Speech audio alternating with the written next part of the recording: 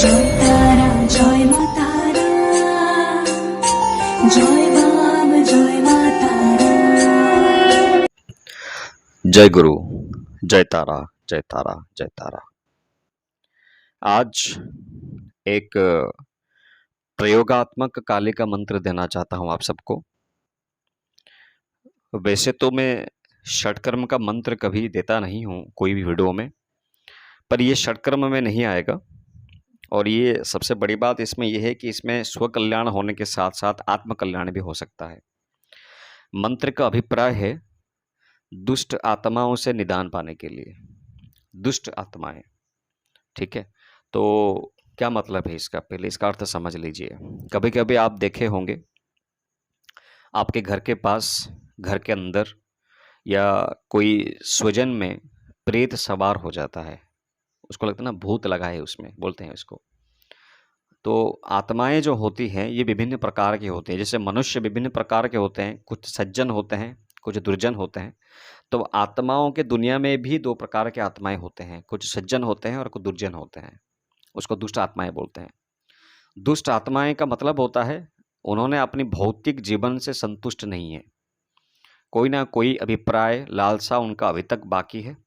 हो सकता है कि समय से पहले उनका मृत्यु हो गया हो तो वो प्रेत जोनि को प्राप्त हो जाते हैं। तो इसी तरह की आत्माएं क्या करते हैं ना, जो थोड़े सेंसिटिव होते हैं, जिसको तंत्र भाषा में हम बोलते हैं, जिसका नाड़ी दुर्बल होता है। मनुष्य शरीर में जो नाड़ी होता है, कभी कभी कुछ कुछ व्यक्तियों का बाहर से तो बहुत मजबूत दिखते हैं पर अंदर से उनका नाड़ी दुर्बल होता है, हृदय दुर्बल होता है।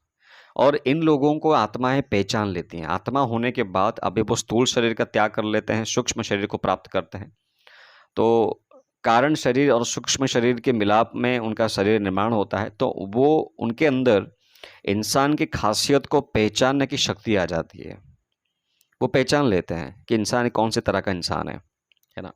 तो कभी कभी क्या होता है, हम उनको उनको हम डिस्टर्ब नहीं करते हैं, फिर भी वो उनके तरफ से हमको कभी कभी डिस्टर्ब कर लेते हैं।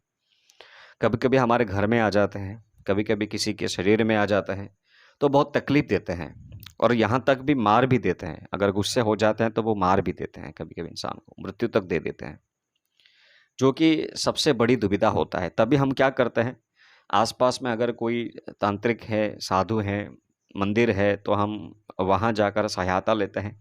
कुछ कुछ लोगों को सहायता मिल भी जाती है और कुछ कुछ लोगों को सहायता मिलती नहीं।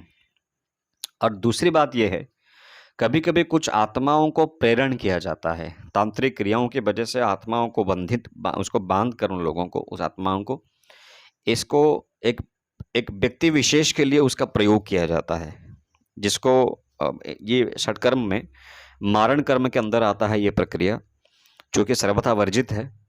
पर क्या करें, कुछ कुछ तांत्रिक भाइयाँ हैं जो इसका प्रयोग कर भी लेते हैं कुछ पैसों के लिए। और सबसे बड़ी बात यह है कि जब भी कोई इंसान तंत्र के बारे में सुनता है तो सबसे पहले दिमाग में उसका यही आता है कि ये इंसान भूत प्रेत रखता होगा अपने पास, जो कि तंत्र इससे बिल्कुल अलग है।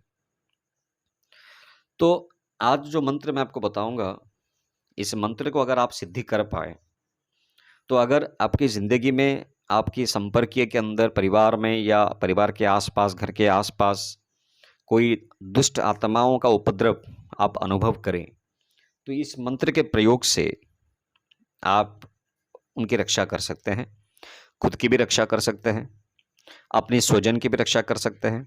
कभी कभी ऐसा भी होता है, हमारे घर का वास्तु दोष मतलब घर के वास्तु में दोष होता है, तो इसके वजह से ये दुष्ट आत्माओं को अपनी ओर खींच लेता है वास्तु। ऐसा भी होता है। कभी कभी जब हम घर बनाते हैं तो ज़मीन में कुछ ऐसी चीज़ रह जाती है जो कि आत्माओं से संपर्कित होती है, तो इसी की वजह से वो घर में कभी शांति नहीं होती, बार बार उस घर में उपद्रव होते रहते हैं, बहुत सारा दिक्कत आता रहता है। कभी कभी ऐसा भी होता है, हम लोग मतलब ना जानते हुए भी आत्माओं को डिस्टर्ब कर लेते हैं, तो उनका रोष का शिकार हो जाता है। कुछ भी कारण हो, आत्माएं जब सताती हैं तो बहुत दुविधा होता है, बहुत कष्टकारी होते हैं ये, क्योंकि उनकी शक्ति हमसे ज़्यादा होता है। तो ये किसी भी रूप में हमको प्रताड़ित कर सकते हैं। तो इन सब जब ऐसा कुछ कारण होता है ज़िंदगी में, तो इन सब से छुटकारा पाने के लिए कुछ एक मंत्र दे रहा हूँ आपको। ये मंत्र तो मैं डिस्क्रिप्शन में आपको नहीं दे सकता। आप टेलीग्राम चैनल जॉइन कीजिए, वहीं पर आपको ये मंत्र मिलेगा। इसका विधान मैं आपको बताता हूँ। इसका विधान क्या है, कैसे इसको सिद्धि करना है।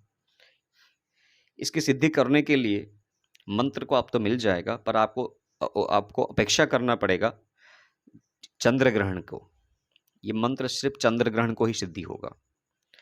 जितने समय का ग्रहण होगा, है ना, रात्रि के समय जितने समय का, मैं सिर्फ चंद्र ग्रहण की बात बता रहा हूँ, सूर्य पराग की नहीं। चंद्र ग्रहण की रात्रि में जितने समय का ये ग्रहण होगा, उसी समय के अंदर इसको 10 माला जाप करना है। बस 10 माला, मतलब 1000। 10 माला जाप करने से ही ये मंत्र सिद्ध हो जाता है। इतना ही काम है। अभी ग्रहण अगर उसी साल नहीं आएगा तो फिर आप क्या करेंगे, इसका विधान, दूसरा विधान बताऊंगा आपको। पर ये अगर इसको हमेशा के लिए सिद्धि करके बनाते रखना है तो ग्रहण वाली रात्रि तक अपेक्षा करना पड़ेगा। ग्रहण वाली रात्रि में इसका 10 माला जाप करना है और विधि विधान के साथ जाप करना है। इसमें विधि क्या होता है, ये माँ काली की सौम्य रूप के सामने इसका जाप होगा। अगर आप घर में इसका विधान करते हैं तो सामने सौम्य रूप में रखिए। अगर आप स्मशान जा सकते हैं तो फिर कोई बात नहीं है। स्मशान में माँ काली का मंदिर है, उसी चाहे कोई भी स्वरूप में हो, उग्र स्वरूप में हो, स्मशान काली स्वरूप में हो, या फिर शांत का रूप में हो, कोई भी रूप में हो, पर यहाँ पर विषय ये है कि वो स्मशान है और स्मशान में काली मंत्र स्वतः सिद्ध हो जाता है। और वहीं पर जाकर इसका 10 माला जाप करना है और 10 माला जाप करने के बाद ये सिद्ध हो जाता है। और जप होने के बाद, जब आप सिद्धि करेंगे इसका 10 माला जाप करने के बाद, आपको होम करना है। इसी मंत्र से 108 बार होम करना है और होम के सामग्री में कुछ नहीं मिलाना है, बस रक्त चंदन उसमें मिलाना है। बेलपत्र नहीं मिलाना है, बस रक्त चंदन मिलाना है। और मिलाने के बाद 108 बार इसका आहुति देना है। मंत्र सिद्ध हो जाता है आपका। इतना ही छोटा सा काम है। इसका बहुत सारा तांत्रिक प्रयोग है, तामसिक प्रयोग है। इसको तामसिक रूप से भी आप सिद्धि कर सकते हैं, पर इसका विधान मैं आपको यहाँ पर नहीं बताऊंगा। व्यक्तिगत रूप से आप कांटेक्ट करेंगे तो आपको मैं बताऊंगा। अभी सिद्धि होने के बाद इसका प्रयोग कैसे करेंगे, कुछ नहीं करना है। बस जहाँ पर दुष्ट आत्माओं का उपद्रव आप अनुभव कर रहे हो, ठीक है, वहीं पर इसको क्या करना है ना, 5 लोहे की कीले लाइए, है ना, 5 लोहे की कीले लाइए और उसको अभिमंत्रित कीजिए इसी मंत्र से। अभिमंत्रित करने के बाद जिस घर में ये उपद्रव हो रहा है, उस घर के चारों ओर 5 किलो को आप दीवार में ठोक दीजिए। खत्म, काम खत्म। वो पूरा घर अब कीलित हो गया। उस घर में दुष्ट आत्मा का उपद्रव हो ही नहीं सकता। जो भी आत्माएं हैं वो घर से बाहर ही रहेंगी। दृश्यमान भी हो सकते हैं पर घर से बाहर रहेंगे, घर के अंदर नहीं जा पाएंगे। जब तक वो इंसान घर के अंदर है तब तक दुष्ट आत्माएं उसको परेशान कर ही नहीं सकते, उस घर को भी नहीं कर पाएंगे। अगर आत्माएं व्यक्तिगत रूप से इसको सता रहे हो तो एक ही कीले लाइए, उसको अभिमंत्रित करके उस व्यक्ति को दीजिए और उसको हमेशा अपने पास रखने के लिए उसको बोलिए। इसी से ही काम हो जाएगा।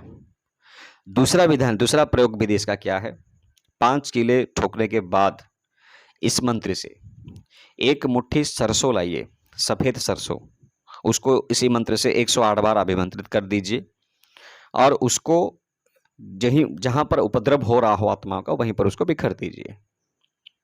हो गया काम। इतना ही काफी है दुष्ट आत्माओं को मतलब नियंत्रित करने के लिए।